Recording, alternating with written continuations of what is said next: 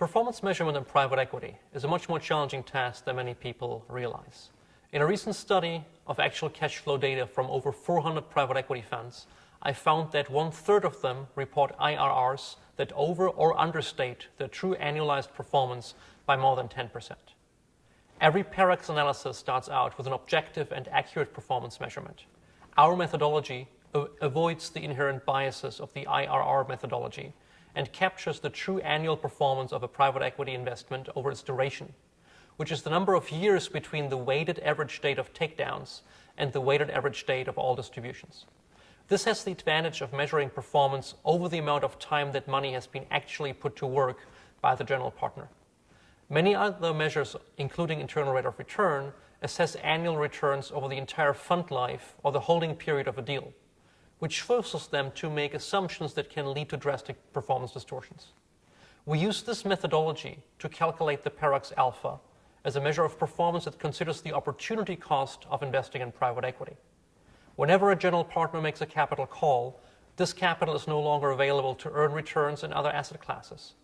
We approximate the cost of this foregone opportunity based on the actual returns to the MSCI World Index over the time that corresponds to the cash flows of each investment. Technically, we discount all investment cash flows with the corresponding MSCI returns to calculate what the academic literature calls a profitability index, essentially the net present value of a total return multiple. We then annualize this profitability index over the duration of the investment to get the PERACS alpha, an accurate measure of the annual outperformance of a private equity investment over the broad public market returns. We further quantify and identify 4 distinct sources of this outperformance. First, the effect of having chosen an industry sector and a geography in which also the public listed firms perform differently than the MSCI World. Second, the delevered alpha, which is the performance differential between the actual private equity deal and its publicly traded peers, calculated as if the private equity deal had the same level of financial leverage as its public peers. Third, we capture the impact of differences in financial leverage between the private equity deal and its publicly traded peers.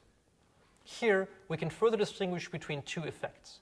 First, we measure by how much the returns of the publicly traded peers had been different had one superimposed a financial structure that brings them to the same level of financial leverage as the private equity deal. This is the part of leverage impact that a limited partner could in theory have enjoyed by leveraging up the corresponding public market sector index. However, the generally higher leverage of a private equity deal has a further effect, as it also amplifies the impact of the performance differential between the private equity deal and these publicly traded peers, i.e. the delevered alpha we calculated previously. This additional impact is a unique effect of leverage on this particular private equity deal and something investors could not have replicated by leveraging up a public market index. These calculations are all performed initially at the deal level and then aggregated fund by fund and finally for the entire portfolio of a general partner. They provide not only a top-level answer to the question, by what annualized percentage did this general partner outperform the broad public market, but they enable detailed insights into the magnitude and the consistency with which sector choice, fundamental outperformance, and leverage contribute to this outperformance.